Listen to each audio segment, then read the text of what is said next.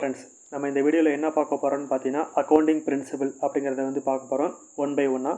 First business entity அப்படிங்கிறது சொல்கிறது பார்த்தீங்கன்னா, இப்போ உங்கள் பிஸ்னஸில் நீங்கள் தான் ஓனர் அப்படின்னு இருந்தாலும் பிஸ்னஸ் வேறு ஓனர் வேறு அப்படின்னு ரெண்டுத்தையும் செப்பரேட் பண்ணி சொல்கிறது தான் பிஸ்னஸ் என்டிட்டி. அடுத்து மணி மெஷர்மெண்ட் அப்படிங்கிறது பார்த்தீங்கன்னா, ஒரு டிரான்சாக்ஷனை மானிட்ரி வேல்யூவில் ரெக்கார்ட் பண்ணுறது தான் மணி மெஷர்மெண்ட்டு அப்படின்னு சொல்கிறது. கோயிங் கன்சர்ன் அப்படின்னு சொல்கிறது பார்த்திங்கன்னா, ஒரு பிஸ்னஸை ஒரு லாங் டேர்முக்கு கண்டினியூ பண்ணி ஒரு ஃப்யூச்சர் ஆஸ்பெக்டில் பார்க்குறப்ப பார்த்திங்கன்னா, ஒரு பிஸ்னஸ் எடுத்துக்கிறோம் அப்படின்னு பார்த்திங்கன்னா, இந்த வருஷம் ப்ராஃபிட் வரலாம், அடுத்த வருஷம் லாஸ் வரலாம், அதுக்கு அடுத்த வருஷம் ப்ராஃபிட் வரலாம். ஸோ ஒரு லாங் டேர்முக்கு கண்டினியூ பண்ணிட்டு போகிறது தான் கோயிங் கன்சர்ன் அப்படின்னு சொல்கிறது. அடுத்து இது காஸ்ட் கான்செப்ட் அப்படிங்கிறது சொல்கிறது பார்த்திங்கன்னா, ஒரு அசட்டை ஹிஸ்டாரிக்கல் காஸ்ட்டில் ரெக்கார்ட் பண்ணுறது தான் காஸ்ட் கான்செப்ட் அப்படின்னு சொல்கிறது. அடுத்து டியூயல் ஆஸ்பெக்ட் அப்படின்னு பார்த்திங்கன்னா ஒரு டிரான்சாக்ஷனில் ரெண்டு ஆஸ்பெக்ட் இருக்கணும். ஒன்று டெபிட்டு, இன்னொன்று கிரெடிட்டு. அதை சொல்கிறது தான் டியூயல் ஆஸ்பெக்ட். பீரியாடிசிட்டி அப்படின்னு பார்த்தீங்கன்னா ஒன் ஃபினான்ஷியல் இயர் சொல்கிறது தான் பீரியாடிசிட்டி. அது ஏப்ரல் டு மார்ச்சாக இருக்கலாம், இல்லை ஜான்வரி டு டிசம்பராக இருக்கலாம். அவங்க ஃபாலோ பண்ணுறதை பொறுத்து அந்த பீரியாடிசிட்டி எடுத்துக்கலாம்.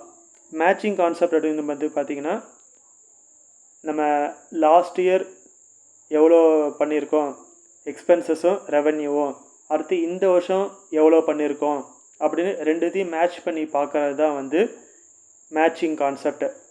ஸோ அது கம்பெனியோட ப்ராக்ரஸ் எப்படி இருக்குன்னு இது மூலயமா தெரிஞ்சுக்கலாம். ரியலைசேஷன் அப்படிங்கிறது பார்த்திங்கன்னா, ஒரு ரெவன்யூ ரெக்கார்ட் பண்ணுறப்ப அது ரியலைஸ் ஆகிருக்கிற எப்போ ரியலைஸ் ஆகுதோ அப்போ தான் அது ரெக்கார்ட் பண்ணணும்.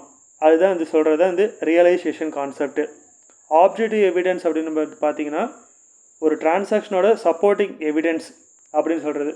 அந்த சப்போர்ட்டிங் எவிடன்ஸ்னால் என்னென்னா பார்த்திங்கன்னா, நம்மளுடைய பில்ஸாக இருக்கலாம், இன்வாய்ஸஸாக இருக்கலாம். ஸோ அதெல்லாம் தான் சப்போர்ட்டிங் எவிடன்ஸ். இப்போ அக்ரூவல் டிரான்சாக்ஷன் அப்படின்னு பார்த்திங்கன்னா டிரான்சாக்ஷன் ரெக்கார்ட் ஆகிருக்கும், பட் ஆனால் இன்கமோ எக்ஸ்பெண்டிச்சரோ ஆகியிருக்காது. எப்படி அப்படின்னு பார்த்தீங்கன்னா, ஒரு ஃபினான்ஷியல் இயர் எண்டிங்கில் மார்ச் மாதம் ஒரு கிரெடிட் சேல்ஸ் ஆகுது. மார்ச் மாதம் கிரெடிட் சேல்ஸ் ஆகிறப்ப அவங்க ஏப்ரல் மாதமும் மே மாதமும் பேமெண்ட் தராங்க அப்படின்னு பட்சத்தில் அப்போ அது கிரெடிட் சேல்ஸுன்னு தான் ரெக்கார்ட் ஆகும். பட் ஆனால் அதோட இன்கம் அடுத்த ஃபினான்ஷியல் இயர்லேருந்து தான் வர ஆரம்பிக்கும். இப்போ மார்ச் மாதம் வாடகையை நம்ம எப்போ கொடுப்போம்? ஏப்ரல் மாதம் கொடுப்போம். ஸோ அப்போ அந்த எக்ஸ்பென்சஸையும் பார்த்திங்கன்னா மார்ச் மாதம் அந்த ஃபினான்ஷியல் இயரோட்டு ஏப்ரலில் தான் நம்ம பேமெண்ட் பண்ணுவோம். ஸோ இதை சொல்கிறது தான் அக்ரூவல் அப்படின்னு சொல்கிறது. கன்சிஸ்டன்சி அப்படின்னு பார்த்தீங்கன்னா, இப்போ அக்கௌண்டிங் ரூல்ஸ் அண்ட் ப்ராக்டிசஸ் கன்சிஸ்டன்சியாக இருக்கணும். இப்போ அதில் அக்கௌண்டிங் ரூல்ஸில் நம்ம என்ன சொல்கிறோம்? டெப்ரிசியேஷனில் மேஜராக ரெண்டு மெத்தடை ஃபாலோ பண்ணுவாங்க. ஒன்று ஸ்ட்ரெயிட் லைனு, இன்னொன்று return down value method.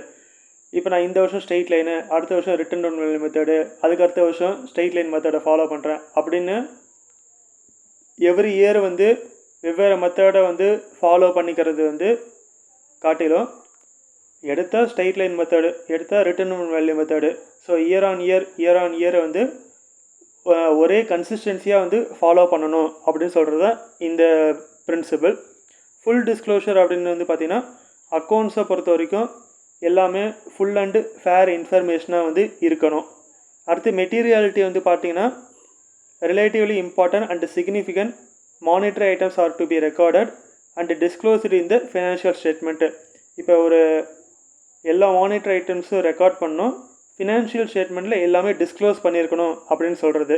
Conservatism அப்படின்னு பார்த்திங்கன்னா, while recording transaction only the prospective losses and not the prospective incomes should be considered அப்படின்னு சொல்கிறது தான் கன்சர்வேட்டிசம்.